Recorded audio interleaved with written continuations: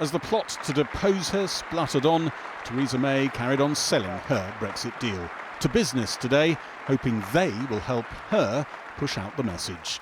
It was never going to be easy or straightforward, and the final stage was always going to be the toughest. But we have in view a deal that will work for the UK, and let no one be in any doubt, I am determined to deliver it. Theresa May touched on another imminent phase in the selling of the deal, the prospect of a new immigration policy when freedom of movement for EU citizens ends. It will no longer be the case that EU nationals, regardless of the skills or experience they have to offer, can jump the queue ahead of engineers from Sydney or software developers from Delhi. The Belgian MEP Guy Verhofstadt, who runs the European Parliament Brexit Committee, tweeted, EU citizens living, working, contributing to UK communities didn't jump the queue. They were exercising their rights. Thank you. Number 10 insisted the Prime Minister wasn't denigrating EU citizens, but she was clearly hoping grabby language would cut through a sense that Brexit would change things. What's your meeting about, Mr Patterson? A delegation of Brexiteers told the Prime Minister this afternoon to switch tack to their approach and claimed their ideas got a good hearing. Fighting on many fronts this week, Theresa May knows that many EU ministers meeting in Brussels want to stop her getting any major changes in the deal in talks this week. Well, we hope that we will not have to reopen the negotiations. We hope that the text will be acceptable today for the EU27 and in the next days also clearly for the British side. And so we hope that the text will not be opened excessively. Some, though, here are trying to get rewrites of their own. The Spanish Foreign Minister wanting a last-minute change on the treatment of Gibraltar.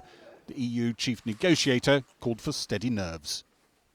Now, more than ever, we must all remain calm, and I will remain calm, and keep our focus on the need for the UK to leave the EU in an orderly fashion.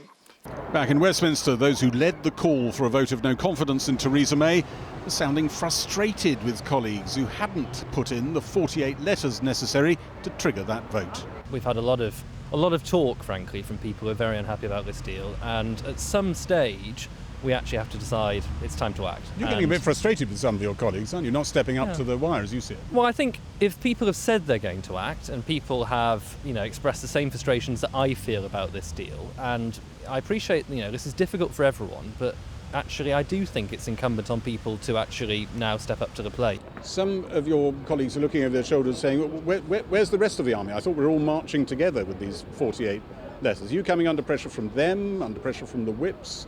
Maybe from your association, all pulling in different directions at the moment?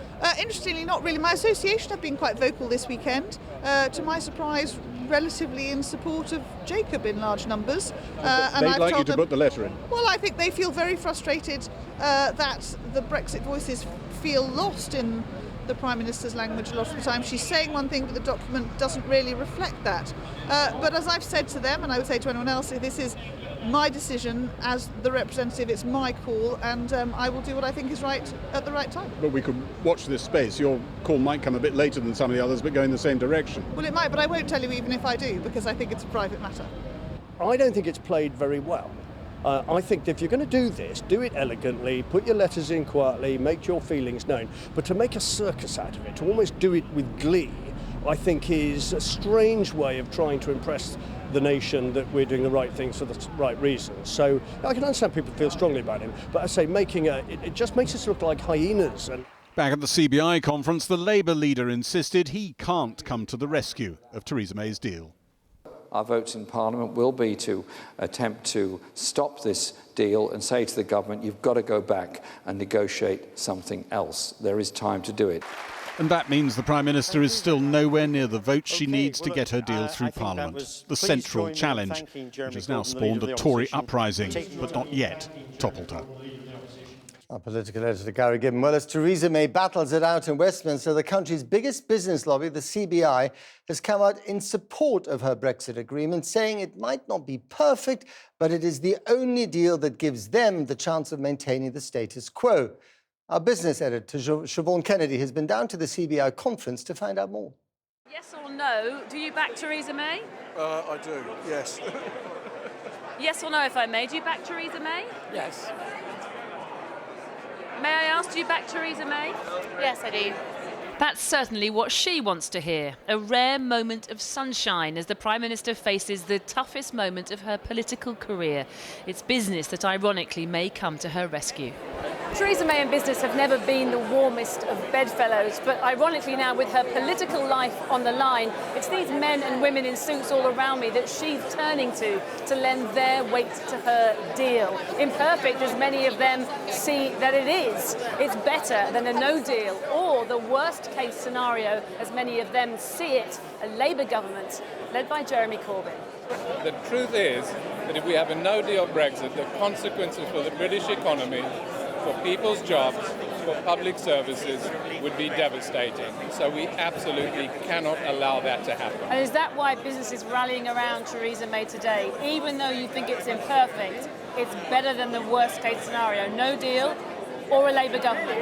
I think that absolutely sums it up. It's better than no deal, and it's better than a Corbyn government that would take us back to the 70s. A year ago, business leaders like John Neal gathered here were sceptical of the PM's promise to deliver a transition period that prioritised them. A year on, Theresa May's done just that. Now she believes it's payback time. It's not just a job for politicians. All of you must play your part too, by stepping up to demonstrate that you truly have a stake in the success of this country. One man wasn't buying it, though. So could I ask you to think again about the economics of the whole thing, rather than listening to the petitions of the CBI, which is really the Confederation of European Industry? I think the portrayal that you have given of what has been agreed is a little inaccurate in its position.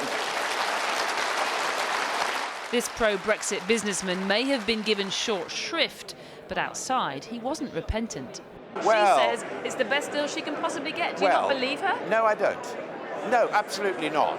And others too were still not convinced by Theresa May, despite her upbeat pitch. Do you back Theresa May? No, I'm afraid I don't. At the moment, yes. I don't think there's an alternative. Theresa May's deal may be imperfect, but for business it comes with the potential of frictionless trade, even if her language on EU migrants not jumping the queue wasn't ideal. It's clearly political language. So far, we've not come across any serious issues with recruitment. But you have had, as you said earlier, people leaving. We've had uncertainty amongst some of our European employees based in the UK and vice versa, and some of those have sought some certainty for themselves. Sought some certainty for themselves. That's business speak for leaving the country. Much more of that, and Theresa May's newfound friendship with business, currently on the up, may very quickly come back down. Siobhan Kennedy there. Well, with me now is the chairman of the business lobby group, the City UK, John McFarlane, who is also chairman of Barclays Bank. We'll hear from him in a moment. But first, to react to the CBI's backing of Theresa May's Brexit deal is the co-founder of Leave Means Leave, the entrepreneur Richard Tice. Welcome to you both. Let's start with you, Richard, then.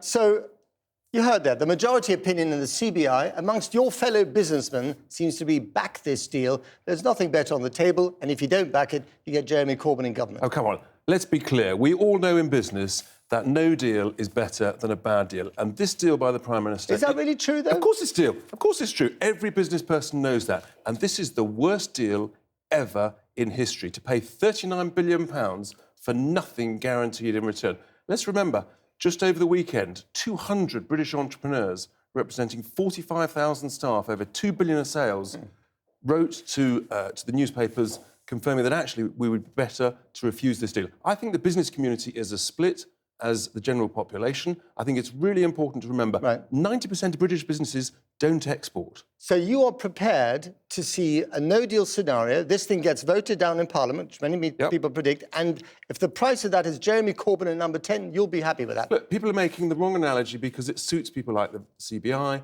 the vested interests of multinationals. Let's just look at the CBI's track record. They rejected the Thatcher reforms. They said we should stay in the ERM. They said we had to join the euro, otherwise it'd be a disaster. They were advocates of Project Fear. Their track record in the last 40 years is woeful. They should be ignored. Listen to the entrepreneurs of the small and medium-sized businesses. They're the people who know. But I'm talking about political reality. You're prepared to go on the record to say that you're very happy to see Jeremy Corbyn, if that's the risk of this... No, you're drawing the wrong conclusion. Let's be very clear. What we need is leadership that is prepared to either negotiate a good deal or walk away. No deal, no problem, no money. We save 39 billion, we spend it back in the UK. Right, but it looks as if the rebellion against Theresa May is going nowhere. So the leadership you have is the one you're going to get for the next few months. Well, for the next few weeks, but I think it's very clear that Parliament will reject this deal, quite rightly, because it doesn't suit, frankly, Remainers or Leavers, and then we'll see what happens. But it might suit you, for your kind of business, to be outside the customs union, to have greater freedom. But for the majority of big businesses, for the majority of the city, as we just heard in the CBI conference, they want maximum continuity, and that's what this deal offers. Businesses have had over 2 years to prepare, and the base case that everybody should have been working to is no deal, because that's the only thing people guarantee. Let's look at the city, right? The biggest threat to the city is not Brexit, it's MiFID II, which puts it at a serious disadvantage compared to Asia, compared to New York, which is the city's main competitors looking into the future. That's what people should be worried about, not Brexit. So when the Prime Minister said today, very clearly, several times, we will be able to, to negotiate new trade arrangements with other countries outside the European Union and have our relationship with the customs union. Was she lying? Anybody like me who has read the 585 pages... Have you read them all? I have, and I'm afraid to say she is lying. She's either not read it or she's lying to the British people and to the business community. It's not possible, given the constraints of the single customs territory that we will be forced to start in and then remain in a future political declaration, a new deal. So I've not read the 585 pages, I'm sorry to say, but on which page does it say specifically that we won't be able to do that? That what the Prime Minister said today is an untruth? Look, I don't know every single page. I haven't memorised it by heart. What I do know is that we will be trapped in a single customs territory, and the political declaration makes it crystal clear that the basis for a new free trade deal will be the starting point of the withdrawal agreement. And what that is in real language, in layman's terms, is we're starting and we will finish with a single customs territory. OK, John McFarlane, have you read 585 pages of this deal? No, I mean, I run very large organisations, and there are people who do that. I get the summary. Shouldn't you have read it? No, of course not. This is important stuff. This is about the future of the country. The one thing I've learned about the Brexit process is if you look at every nuance and every move, then you get confused. The best thing is to stand back from it, try and work out where this is going to end up and what's appropriate.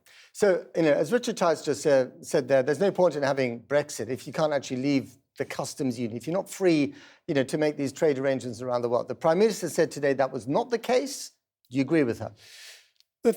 As far as I'm concerned, the big issue here is what's the impact on the UK economy, and particularly the sector that I'm involved in. We've got £300 billion of revenues that are playing on this, partly to do with the impact of the UK economy, and about a quarter of that's related to the EU. What the markets are saying at the moment is there's a probability of a no-deal Brexit here. And the pound has come down. If it's in the last 5 years, it's been 170. It came from 140, it's 128. A lot of people have lost a lot of money in this process, and it's the uncertainty and the probability of a no-deal Brexit that's being priced in. The one thing about these opinions that are flying around, there aren't a lot of evidence to support any of these opinions, but what I can see is the markets are saying, don't go there. Bank stock prices, for example, are at 2-year lows, and yet the earnings are rising, the returns are rising, and the values are falling. But I tell you one thing that's to do with this. Sorry to interrupt. One thing that I found curious last week is that last week, which is an incredibly tumultuous, heady week, when commentators were hyperventilating about this, that, and the other, and quite a few politicians, the markets didn't react that much, did they? I mean, the pound went down by 1.5% to the dollar. Doesn't that tell you something? Doesn't that tell you that the markets are actually much more resilient here than perhaps public opinion or political intrigue would suggest? Yeah, the markets are getting used to new information. But remember, it's fallen a lot already. And that's what you're seeing. Right. But it is also very possible, given the parliamentary numbers, that we will end up with no deal, and again, the possibility of a general election and Jeremy Corbyn in number 10. I don't know if that's something that you welcome or not. Well, it's been a long journey to get to this point. Remember, we had to negotiate an exit before we could even talk about the future relationship, which is what we're really interested in, is that future relationship. And that's been a very tough negotiation with the EU. We're leaving a club, can't retain all the benefits, but we can retain some. And therefore, the Prime Minister and others have tried to negotiate the best outcome possible here in the circumstances. It's not perfect, but at least it's a step forward. But it might not get through Parliament. So if it doesn't get through Parliament, as seems likely, and we end up with no deal, what is the worst-case scenario for the City of London and indeed British business? Let's give it a go. Let's put it to Parliament and see. There's no point. You don't sound too alarmist then. No. At the end of the day, even in a no-deal scenario, agreements will be found. Exactly. But better agreements are made in transactions because we need a future relationship with the EU, whatever happens here, and this deal at least offers that. I suspect you agree with each other, actually slightly more than you might think. I've got to leave it there. John McFarlane, Richard Tice, thanks for coming. Shadow Brexit Secretary Keir Starmer has been talking to Labour MPs tonight, telling them the party could try to bring down the government in an effort to stop a no-deal Brexit. Joining us now from the House of Commons is the Shadow Business Secretary, Rebecca Long-Bailey. Rebecca Long-Bailey, your leader was at the CBI today, and just now, Caroline Fairbairn, Director General of the CBI, has put out a pretty negative response. She said firms have made an offer to Labour to work with business in a new partnership to solve issues facing the UK. But from rigid employment rules to blunt public ownership, Labour's approach sounds more command and control than partnership. What do you say? Well, we certainly have been working collaboratively with the CBI and indeed other business organisations, and we've got an awful lot of common ground on our industrial strategy, our investment in infrastructure, the creation of a national investment bank and regional development banks, and the other suite of support that we're offering to business. I mean, it'd be good to have a chat with Caroline to discuss what she means by rigid employment rights, because certainly workers' protections are not something that I would cast aside very easily. They're very important to the health and well-being of our workforce, and as we know, valued employees are more productive employees, and that's something that, you know, through my conversations with the CBI, we certainly seem to be on the same page. So no doubt we'll get the detail from them in due course as to what their comments mean. She's calling for collaboration based on the belief that enterprise is a force for good. Does Labour believe enterprise is a force for good? No, we do believe that. I agree that quite fundamentally, and that's why we're trying to create a fertile business environment through our many industrial strategy related policies. But unfortunately, we're not having a fertile business environment created in the current Brexit situation that we find ourselves with the deal that Theresa May has put forward. It might offer some short-term comfort to businesses through the transition period, but certainly not the long-term certainty many of our businesses need. Well, although there is clearly a mix of views at the CBI, it's pretty clear that most of them seem to support Mrs May's sort of approach, at least, rather than Mr Corbyn's. Well, we understand why, you know, many in the business community are anxious, and as I said, you know, they've tentatively welcomed the provisions within the withdrawal agreement that provide for a transitional period. We've been calling for that as well. But beyond that, there's very little clarity on what our future relationship with the EU will look like. And remember, businesses don't just invest for 2 years. They invest for 10 years, 20 years, 30 years. And if we're serious about really revitalising our industrial strategy and revitalising our communities, we've got to offer that long-term certainty. So what we want to see happen is for Theresa May, if she can't get this deal through Parliament, that certainly seems to be the case from the chaos we've seen over recent days, she needs to go back to the negotiating table and consider the comments that have been made by businesses who haven't been supportive of Theresa May's deal. Let's remember, you know, the head of KPMG stated that there was very little in the deal that offered comfort to businesses in the long term, and the head of Deloitte's Brexit department are advising businesses to plan for all scenarios, and that's not the situation that we should be in after 2 years of negotiation. But at the end of the day, it looks as if people are beginning to become extremely impressed with the Prime Minister's capacity to survive this great onslaught. She has been pretty stoic in these last few days, and even you must admire her stamina. Well, you know, as a strong woman, I certainly admire that. But what I don't admire is the deal that she's trying to push through, which, you know, fails her own ideological tests, never mind Labour's 6 tests that aim to put our economy and our communities first. Well, thanks very much indeed, Rebecca Long-Bailey. Thank you very much for joining us.